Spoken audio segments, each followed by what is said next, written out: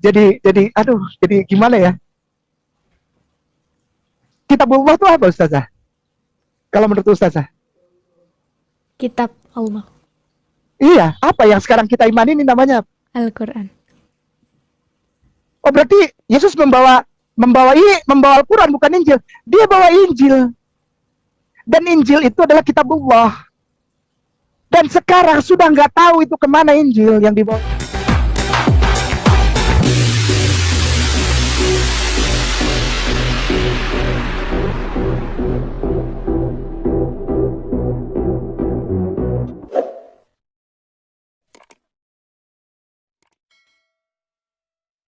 Salam teman-teman sekalian, berjumpa kembali dengan saya Arif Gule di channel TV Laskar Kristus ini. Pada kesempatan kali ini kita akan membahas mengenai Tante Kainama seperti yang kalian lihat di cuplikan tadi.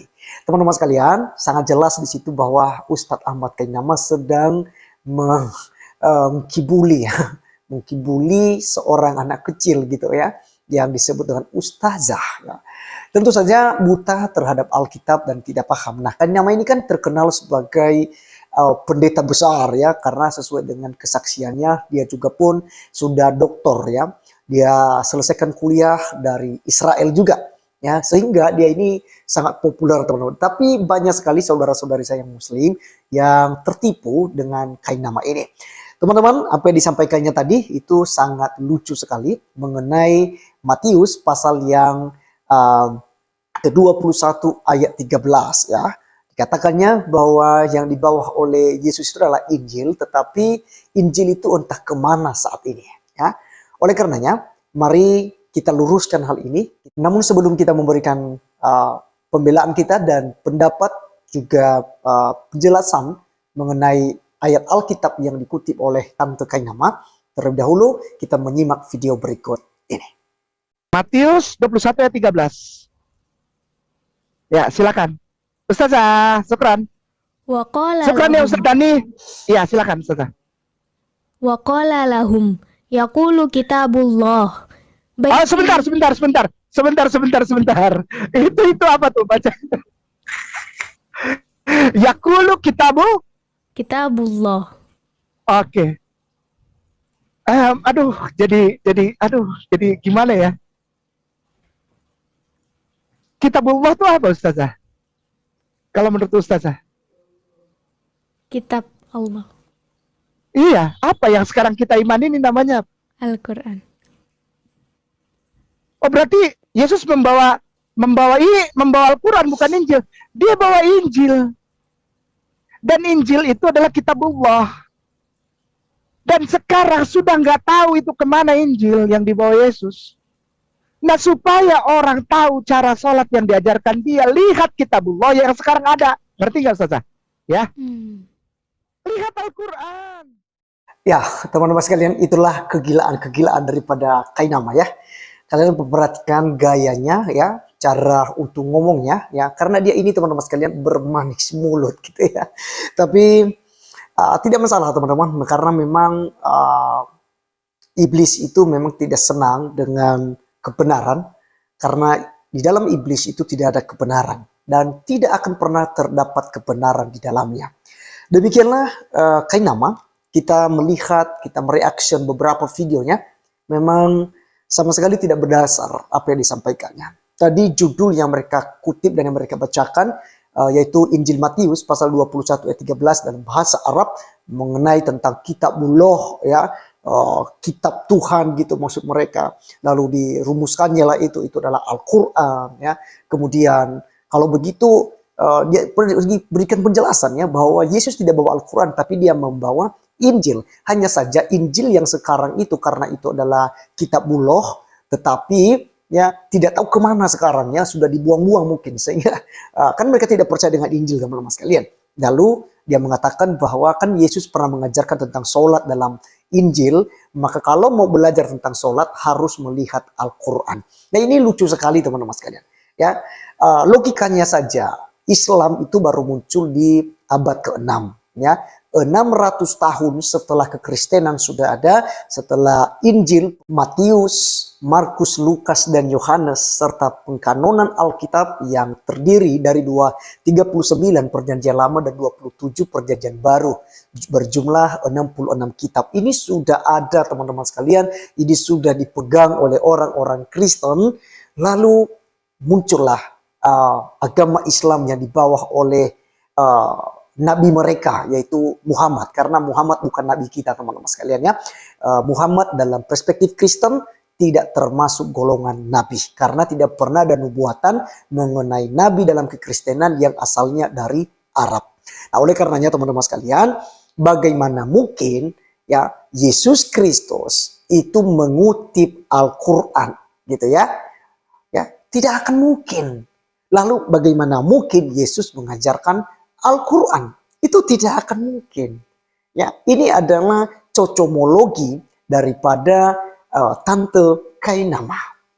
Teman-teman sekalian, mari kita melihat tentang pembicaraan mereka Matius pasal 21 ayat 13. Namun saya mengajak kita dari ayat 12. Karena kisahnya harus paham teman-teman sekalian. Yesus menyucikan bait Allah.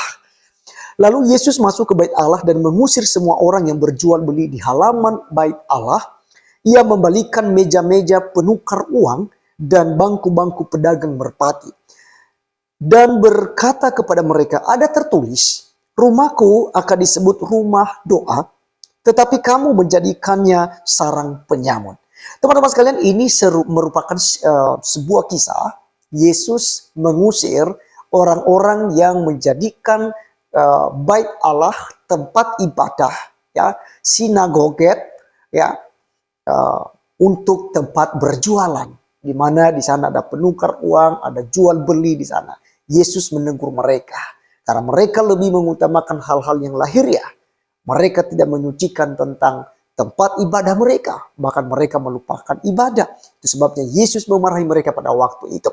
Kemudian teman-teman sekalian, ini yang dimaksud oleh Tuhan Yesus Kristus itu menuju kepada Yesaya 56 ayat 7.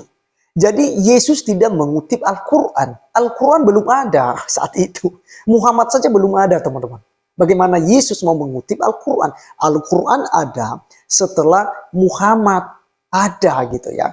Ya, di pengalaman dia dapatkan wahyu menurut mereka, barulah dituliskan oleh para sahabat ya tentang wahyu yang diterima oleh nabi mereka ini, barulah jadi Al-Quran. Nah, bagaimana mungkin Yesus mengutip Al-Quran? Jadi ini kegilaan daripada Tante Kainama.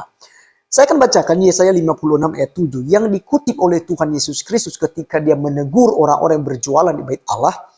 Mereka akan kubawa ke gunungku yang kudus dan akan kuberi kesukaan di rumah doaku. Aku akan berkenan kepada korban perbakaran dan korban-korban sembelihan mereka yang dipersembahkan di atas mezbahku, sebab rumahku akan disebut rumah doa bagi segala bangsa. Sekali lagi, sebab rumahku akan disebut rumah doa bagi segala bangsa. Dan di dalam ayat 13 tadi dikatakan bahwa ada tertulis rumahku akan disebut rumah doa. Ini yang dikutip oleh Tuhan Yesus. Kitab Yesaya teman-teman sekalian. Bukan Al-Quran. Mikir ya, mikir. Sekali lagi mikir. Kemudian juga Yeremia 7 ayat 11. Ya, ini perjanjian lama loh yang dikutip oleh Yesus Kristus. Sudahkah menjadi sarang penyamun di matamu rumah yang atasnya namaku diserukan ini? Kalau aku sendiri melihat semuanya. Demikianlah firman Tuhan. Jadi yang ditegur oleh Tuhan Yesus Kristus, yang dirujuk oleh Tuhan Yesus Kristus adalah kitab Yesaya dan kitab Yeremia. Ya. Jadi sama sekali tidak mengutip Al-Quran. Ya.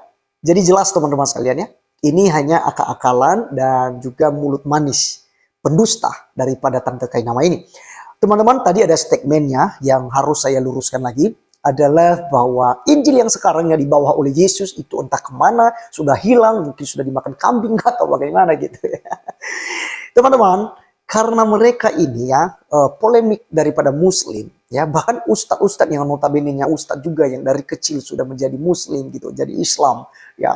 Mereka selalu berpikir bahwa Injil itu sebuah buku yang diturunkan dari sorga diberikan kepada Nabi Isa menurut mereka. Lalu Nabi Isa mengajar berdasarkan buku itu. Jadi ini sangat keliru. Karena dalam kekristenan, Injil itu bukan berbicara tentang sebuah buku. Tapi berbicara tentang pribadi daripada Yesus itu sendiri. Itu Injil. Injil itu teman-teman sekalian, kabar baik. Ya, kabar baik. Nah, kabar baik ini tentang kelahiran, kematian, kebangkitan, dan kenaikan Tuhan Yesus Kristus ke surga, serta kedatangannya nanti di akhir zaman. Ini Injil. Jadi berbicara Injil itu merujuk kepada pribadi Tuhan Yesus Kristus, bukan sebuah buku. Nah, bagaimana dengan kita Matius, Markus, Lukas, Yohanes, dan surat-surat daripada Rasul Paulus? Itu adalah sebuah catatan penting yang sudah dibukukan oleh para muridnya. Ada Matius, Markus, Lukas, Yohanes, inilah yang menceritakan tentang kisah hidup daripada Tuhan Yesus Kristus selama ada di dunia. Jadi duluan Yesus Kristus bercerita, menyampaikan segala sesuatunya, pengajarannya, mujizatnya. Baru setelah dia kenaikan ke surga, ditulislah kita Matius, Markus, Lukas, Yohanes sebagai pegangan bagi manusia sampai pada sekarang ini. Gitu ya. Anda bisa mengenal Tuhan Yesus Kristus itu melalui kitab Matius, Markus, Lukas, dan Yohanes, dan surat-surat daripada Rasul Paulus. Jadi Injil sekali lagi berbicara tentang pribadi Yesus Kristus itu sendiri. Jadi Yesus tidak pernah membawa Injil, Yesus tidak pernah membawa buku dari sorga lalu dia mengajarkannya kepada Bani Israel atau kepada orang-orang Yahudi di mana dia dibesarkan dan pelayanannya. Ya, jadi makanya kalau mau cari Injil, ya, Injil asli itu ya, Kak Nama kan pernah bilang sendiri kan, bahwa tidak ada Injil palsu. Karena memang ya tidak ada. Apakah Yesus ini palsu? Ya, yang palsu menurut saya adalah Isa. Ya, karena dia hanya mengadopsi tentang riwayat-riwayat kehidupan daripada Yesus Kristus. Ya, misalnya Yesus lahir di Bethlehem, tapi di Isa ya disamarkan lahir di bawah pohon kurma, gitu ya. Yesus ibunya adalah Maria, lalu di Al-Quran dijelaskan Isa, ya, itu anak daripada Maryam, saudara Harun dan Musa. Jadi memang sudah jauh beda antara Yesus dan Isa. Ya, jadi sekali lagi teman-teman sekalian, apa yang disampaikan oleh Ustadz Ahmad Kainama ini benar-benar menyesatkan dan perlu untuk kita meluruskan. Kiranya apa yang saya jelaskan saat ini boleh mau jadi berkat buat teman-teman semua. Dan bagi teman-teman yang masih ragu-ragu untuk kenal Tuhan Yesus Kristus, mulai dari sekarang carilah Injil itu sendiri. Karena di dalam Injil ada petunjuk, ada cahaya, dan ada keselamatan di dalamnya. Jadi teman-teman sekalian, sekian ya penjelasan saya kali ini. Tuhan Yesus memberkati kita. Salam.